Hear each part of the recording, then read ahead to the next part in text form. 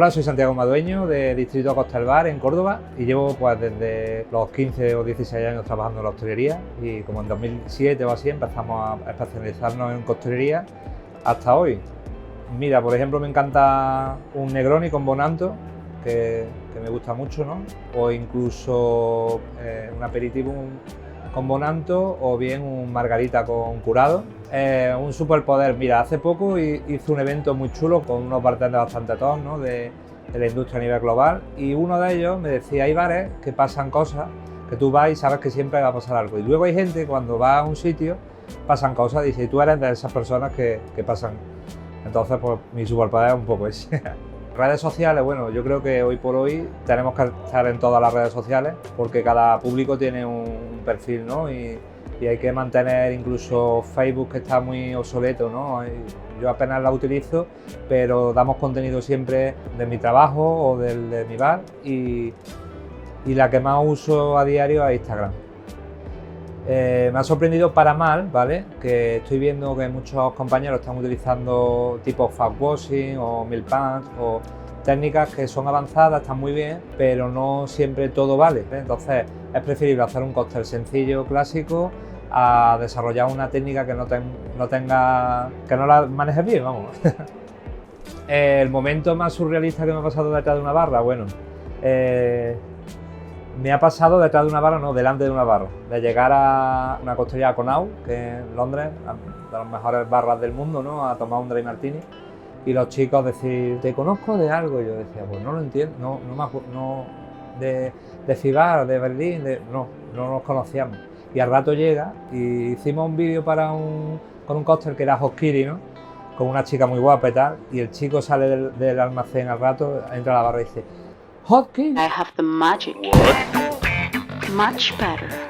Me reconocía de eso y yo me sentí un poco fue surrealista porque fue un halago de que te conozcan por tu trabajo, por algo divertido, ¿no? Una anécdota divertida más bien, ¿no? Héroes que tenemos un montón. Yo la verdad que tanto los chicos de Hugo, los chicos de 359, con ellos hemos aprendido muchísimo, por lo menos en Andalucía. Y luego hay gente muy generosa. Hace poco coincidí con Julio Cabrera de Miami, que precisamente en una visita en 2015 todo el mundo me decía, tienes que conocer a Julio, que es un tipazo, es un bartender bastante bueno, viene de Cuba, del Florida, es muy bueno. Y fui a su local y enseguida me entró a la barra, me enseñó cómo trabajan allí, qué tipo de prebat o qué tipo de mise en place montan. Eso fue, pues no sé, yo te diría, voy a sacar a reducir el ego del bartender y todos mis cócteles están muy buenos. No, bueno, alguna vez experimentas cócteles, haces experimentos para concursos, que de todas formas los errores son aciertos, porque cuando tú te das cuenta que no sabes elaborar algo o que eso no combina bien, pues es un acierto, porque más adelante pues no lo va a usar y ya tiene la experiencia de... Han sido, espera. Yo soy muy de crear los vasos. Nosotros trabajamos mucho la vajilla personalizada y bueno, tiene a Piñero, yo también tengo allí un par de artistas locales que nos han hecho, de hecho, en la última carta, tenemos varias piezas ad hoc para un cóctel y con la inspiración de la carta y todo. Yo creo que esa línea está bastante bien. El resurgimiento, yo creo que el whisky ha tenido altibajos, ¿no? Al final siempre es una bebida que se consume y ahora estoy viendo que hay más gente joven consume un whisky de calidad solo, ¿sabes? Sin refresco y tal. Pienso que a lo mejor por ahí el mezcal también ha tenido ahí un resurgimiento, pero al final llega a una cota muy pequeñita pero bueno. ¿Eres un especialista en los vinos de Montilla Moriles? No lo creo. No creo que surja Ojalá. ¿Qué crees que necesita esa categoría? Sí.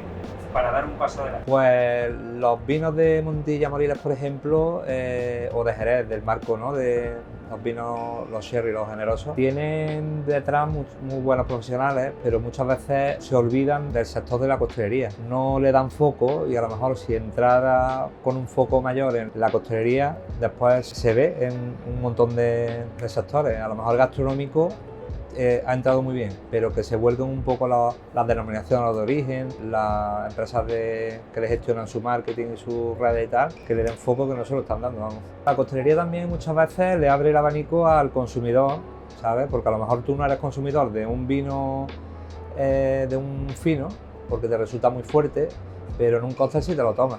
Y a lo mejor acostumbra al paladar y al final... ¿Estabas tomándolo solo? Sí, sí, sí.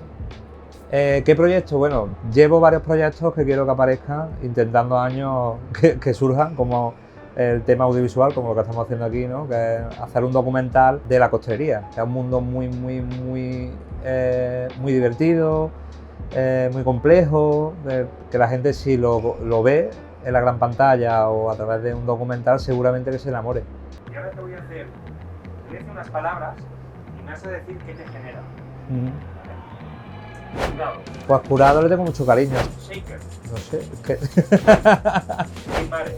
Mediterráneo. Sombrillita. Sombrillita, pues muy divertida la sombrillita en un cóctel tiki. Pajitas. Pajitas que sean compostables, siempre. Bartender. Compartir con amigos y Chiles. México. Café. Espresso martini. Ego.